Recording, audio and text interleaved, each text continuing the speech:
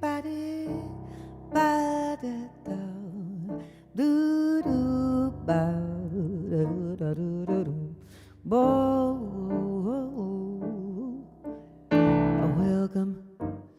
Welcome back to Jude's place.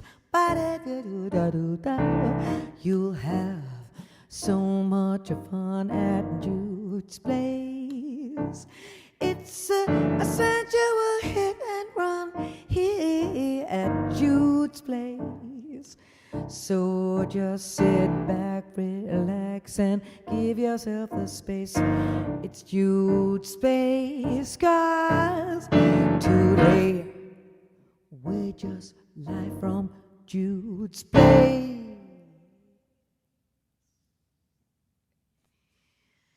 That's what happens, ladies and gentlemen, when you're alone and you have to do that. Yeah, you have to do basically that by yourself. But it's all right. I don't have the quartet. I don't have the guys. But what I do have here with me today is Matt Midlin. Woo! Matt Midlin, just a completely honest Todd. I mean, he is the band. It's just like insufferable, isn't it, to actually have to do all this shit. But don't say yes, Matt. You're doing really, really well. We're great. We're great. I've got a suit on. I'm ready, people. So here you find me in California, by the beach. Sandy, sweaty, fantastic. It's still cool and gorgeous, but it's the sun, the sand, the sea. I am here by myself, but I have not stopped, in my thought that I'm going to continue doing these amazing, jazz performances with gorgeous musicians in New Orleans. So I made sure that I pre-recorded a couple of songs for you here today, but in the middle of which I'm going to debut a brand new song. Yes, that is right. A brand new song that I have written for you, with the heart and the soul of this jazz project in it. So now, you know that the whole idea is the sexy, lusty, fabulously, women unapologetically killing at the piano, killing at the bandstand, singing those sexy songs. And we're going to continue with that theme here today. You know that I've been doing songs that are mostly made famous by women, if not written by women, if not, absolutely created in the first place by them. But it's also, as you've seen in the last couple of weeks, it's been a great excuse for me to actually make female versions and to have this female point of view and twist it around with some of Frank Sinatra. Yes, I idolize the man who, with any jazz bone in their body, or forget jazz, but who with any taste in this world could not love the chairman of the board, Frank, as I like to call him. Now, the first song, it was made famous by Frank Sinatra. It's very little known, but it has such a wicked twinkle in the eye, has such joy and flirtation to it. And as we all know, if you didn't, let me give you a little bit of information about, look what I happen to have right here. Yes. Yeah, this is the look, you see, that an androgynous woman like me with lots of hair, who has, since I was a little girl, been gagging to get into my grandfather's suit. That sounds worse than it actually was meant to. I don't actually mean while he was in it. I mean, always loved men's suits, and this is really kind of the styling that I love so much. Look at this. Oh, it's fantastic. I love it. Yes, but the thing about you've probably noticed about this is not just the cool, the vibe, but the fact that, good grief, that man is thin. Now, he doesn't look quite as thin in this cover just because it's, a great photograph and he's such a gorgeous man. But the truth is, Frank Sinatra was so unbelievably skinny when he was a young guy starting out, and for most of his life, actually. But he was so thin that, little known fact, he actually had in his early films with Gene Kelly, and I'm a film buff, come on, don't stop me now, Anchors Away, On the Town, he, in his costume, in his pants, he actually had to have a false bottom sewn in, a derriere, an ass, or as you like to say in America, ass, which is wrong because that's like a donkey. I don't know what happened there, but anyway, so what Frank had was this prosthetic bottom. It's the truth. Because he was so flat. He was so skinny. It's absolutely shocking. He made up for it other ways. I'll get to that in a bit. But so when he brought this song out, it's amazing that it's a song about having, it's about having a girlfriend who was so skinny, who was so lean, but so sexy and so incredible in spite of that. Well, actually, it was more about him, of course, because he was so skinny. There's a great cartoon at MGM, Looney Tunes cartoon that I adore, where a young Frank Sinatra is seen basically standing behind a boom stand, a microphone, and when he gets into the same line as the mic, he disappears because he's so thin. The boom stand is bigger than him. It's just absolutely wickedly funny and marvelous.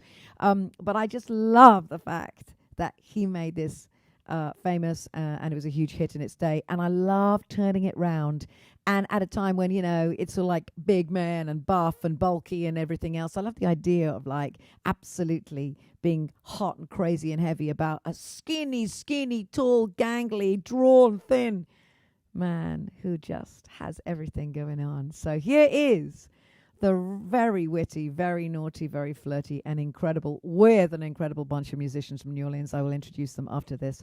But please roll the film for the very wonderful My Lean Baby.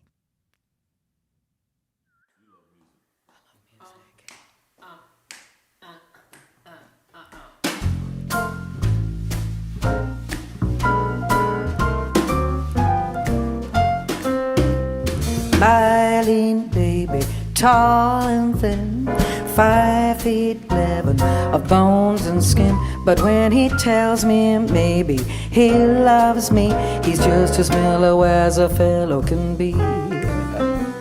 He's so skinny, he's so drawn. When he stands sideways, you'd think he's gone. But when he calls me baby, I feel fine to think he's frantically, romantically mine. He's slender, but he's tender. He makes my heart surrender.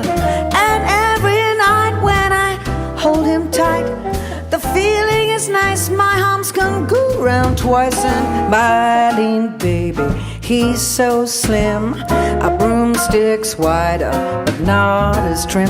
And when he starts to kiss me, then I know I love him so I'll never ever let him go.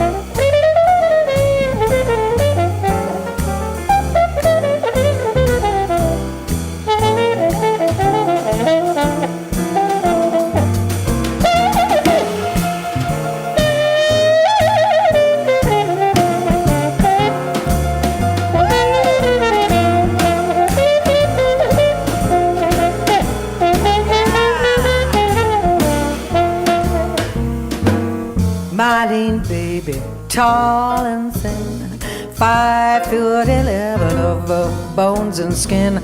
When he tells me maybe he loves me, he's just as mellow as a fellow can be.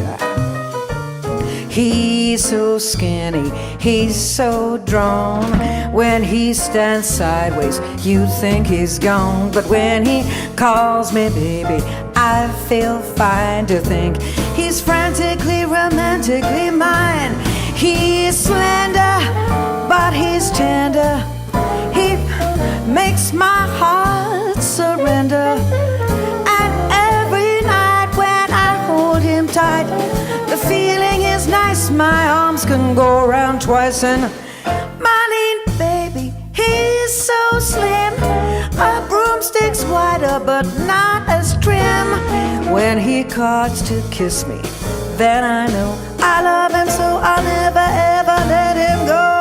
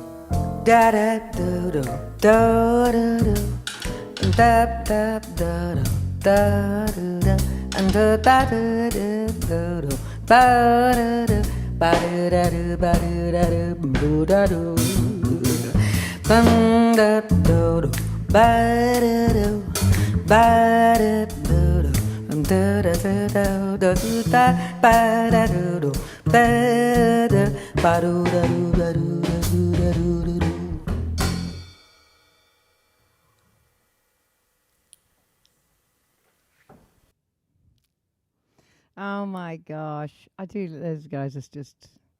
Can you tell how much fun I'm having? And by the way, anybody that, for I can't remember who it was that commented to put the camera on these guys. This is already been recorded. There is no changing. These are pre-recorded things. So you get what you get, my friend.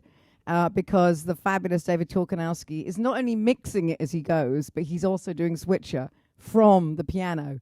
So I don't want any complaining, you hear me?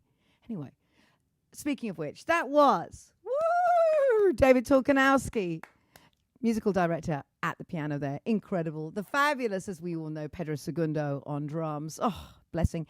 And, oh, good grief, Kevin Lewis on cornet. Really, Matt, what an incredible trumpet player. He really is something else. Everything he plays is perfection. Well, they all do. And, of course, for the second week running, the gorgeous Mr. Grayson Brockamp on double bass, and I mean, you can tell how much fun I'm having. That's when I forget myself and start wandering around. I think I saw a stain on the carpet and decided I was going to wander around and look for it. Yeah, I don't know what happened. A little bit of drop out there, but hey, that's what you do when you do things live. It just is, isn't it? But thank you all so much for enjoying that with me. It's God, you can tell how much fun I'm having. So. You know, I was thinking ever since a couple of weeks ago when I sang Make It One, make it one for my baby and one more for the road. That song made, again, famous by Frank Sinatra. And I've been thinking ever since, wow, I really do want to do a version that's so a male noir. I'm at a bar and I'm drowning my sorrows and, my woman, my baby's left me, blah, blah, blah. But I just wanted to do a female version of this. Also, I feel like I've been having too good a time. I've been having so much fun. I've been enjoying myself. There's been lots of fun, Matt, lots of laughter. And that's got to stop, hasn't it? At least for one song anyway. I mean, come on. So, yeah, in the usual way, you've got to have the dark to show the light, don't you? So I wrote this song, and you are seeing it, hearing it first, because this is, I do love writing torch songs, but this is a true torch song about, and I'm doing this obviously before Valentine's because it would depress the hell out of everybody, but this is a song I've just written. I can't wait to go back to New Orleans and record it with the likes of Ricardo Pasquale, who is just a noir-sounding sax player like you just can't believe. But in the meantime, here is my solo version of that kind of torch song. My heart is breaking. Why did it go wrong? One can never. We all know that feeling, don't we? Luckily, I'm not there right now, but it might be about romantic, but then it's about everything. Those moments when you think, why? This is a new song, and it's called Steal Away.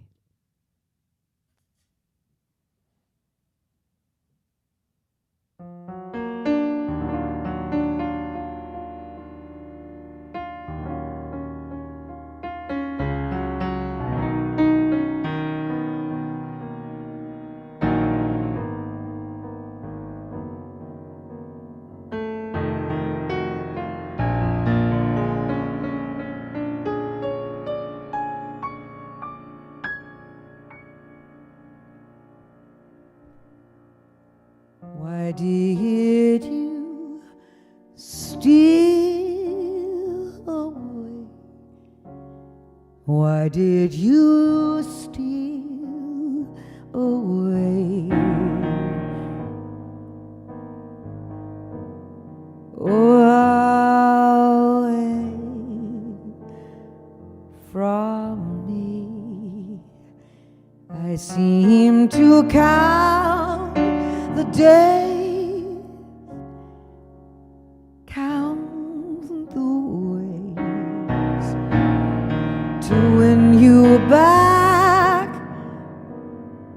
until I do, I will not be free. I look for bright skies, I try to love again, but something seems to turn my heart to lead. I'll do so much better if I really didn't care, if I didn't always see you in my head.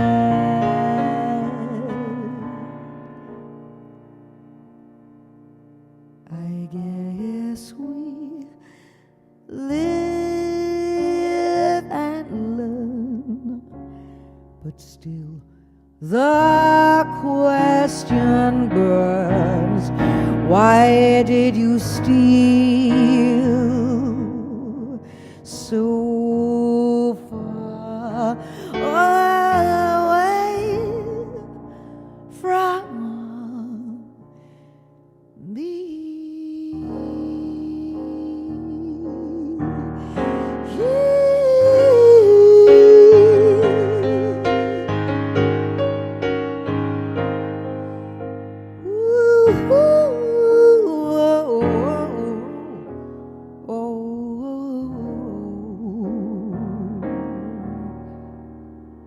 So a friend sent me an invite. Won't you count me in? I'll be so good to have around.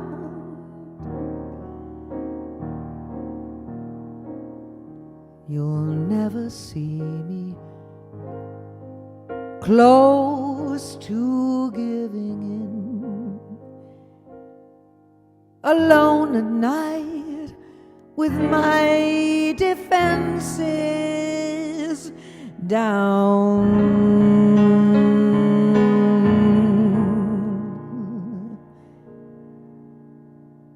I bid the moon good night.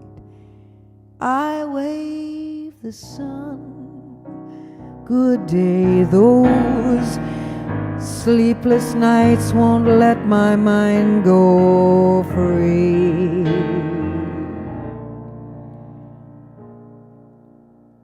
I guess we live and learn, but still the question burns.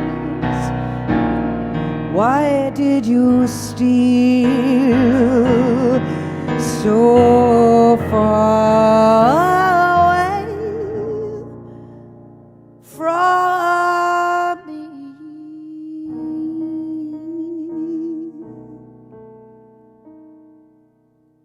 Why did you steal so far away from me?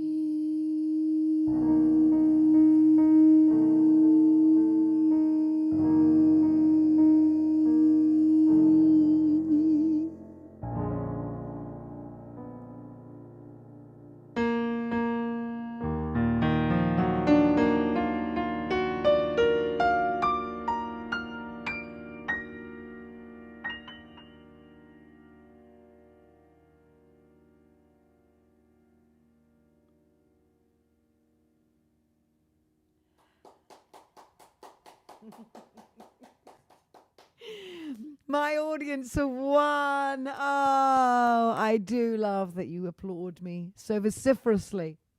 I'm not actually seeing any comments, sadly. They are coming up slowly and surely, but they are very, very slow. That is Steal Away. I kind of got it slightly wrong because at the end of it, it's meant to say, oh my gosh, let's see who's watching. Hang on. Oh, there's my sister Sue. Oh, that's wonderful. Absolutely gorgeous, says Alexandra. Thank you so much. MG McCann, thank you so much. I love that you enjoy it. I really, really do. By the way, I don't know how the feck to get rid of my subtitles. If you are getting subtitles to everything I'm saying and you don't actually need to have them, I think there's something on your Facebook where you can get rid of them. I haven't figured this out yet. Somebody please let me know how the hell to do that. But thank you so much for sharing that with me. Always very nerve-wracking when you try songs for the first time, and of course you do it to your friends. Friendzo fans, Friendzo show. But, thank you, Joel. Thank you. And thank you, Neil Greenberg. There was one line. Can I just share this with you? This is the killer that I forgot to put in. Here's the killer. The end of it. It actually goes, I guess we live and learn, but still the question burns. Why did you steal away from me? 'Cause when you left, you took a part of me.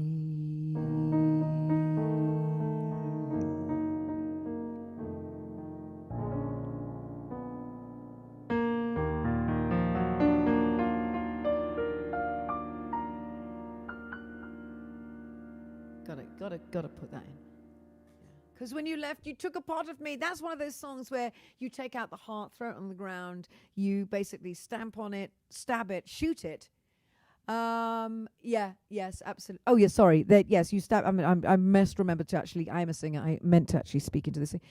Yes, you sort of stab it, shoot it, drown it, and everything else to boot. But that's one of those songs. But thank you so much for sharing that with me. Anyway, back to the pre-recordings from New Orleans. Let's get back to the fun, but yeah, you have to have the valley to see the mountains.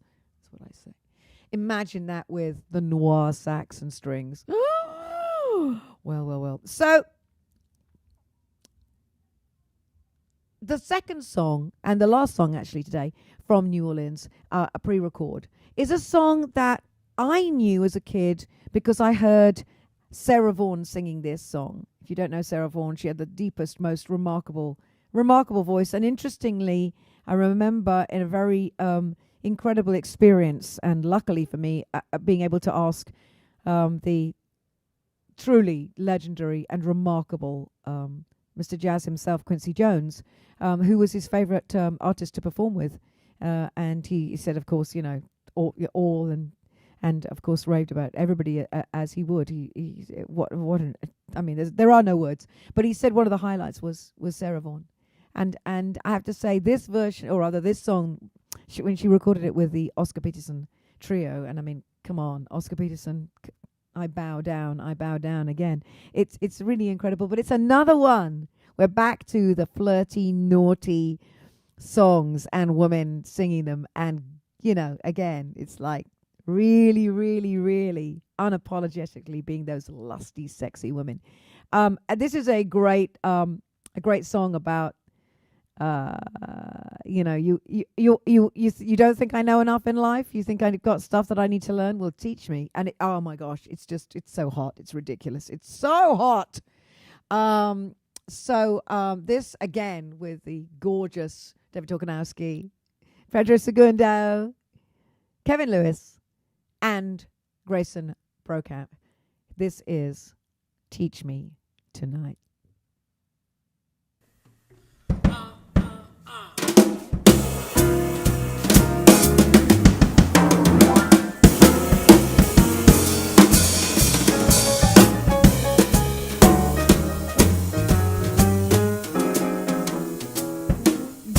Say I've got a lot to learn. Well, don't think I'm trying not to learn, since this is the perfect spot to learn. Teach me tonight, starting with the ABC of it, right down to the XYZ of it. Help me solve the mystery of it. Oh, teach me tonight. The sky's a blackboard high above you. If a shooting star goes by, I'll use that star to write I love you 1,000 times across the sky. One thing isn't very clear, my love. Should the teacher stand so near, my love? Graduation's almost here, my love. Teach me tonight.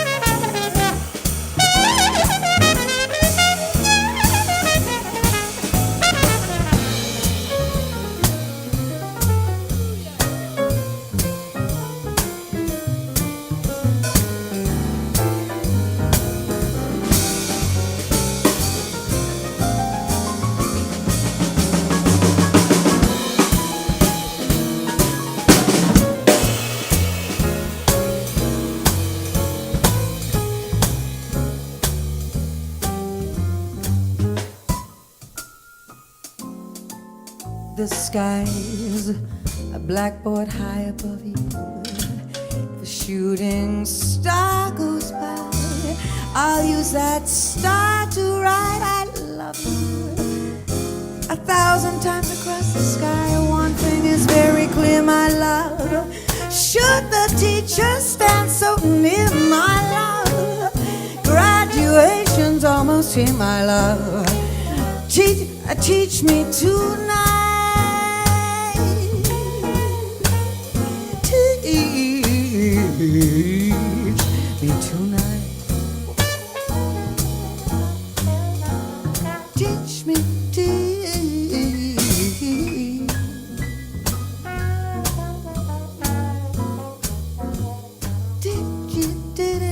teach me tonight.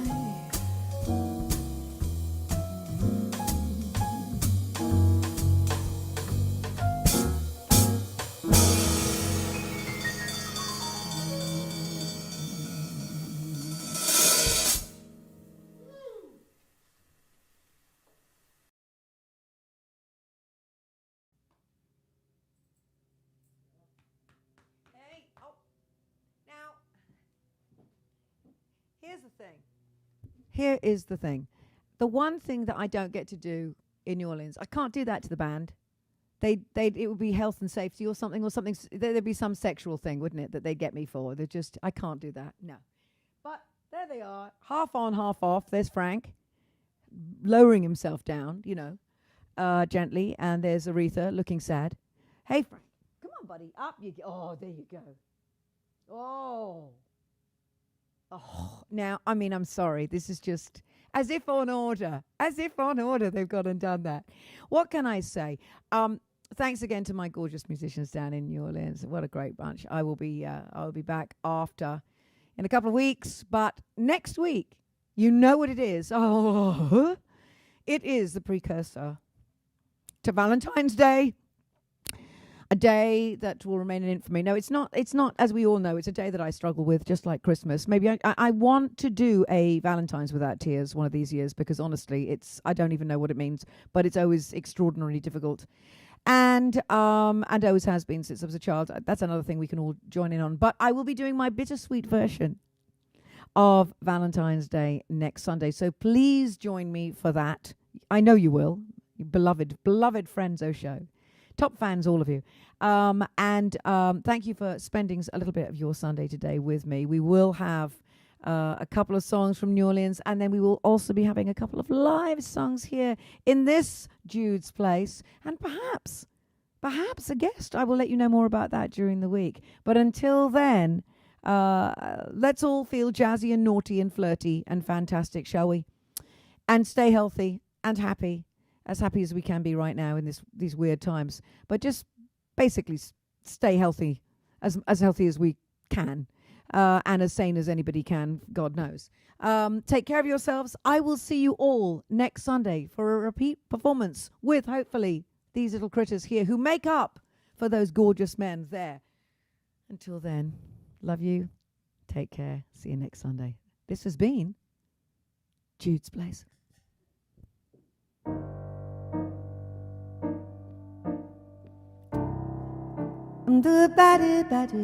So thanks you for spending time at Jude's Place. It's been so much fun here at Jude's Place. I'll see you very soon at Jude's Place. Now don't forget that Sundays always live at Jude's Place.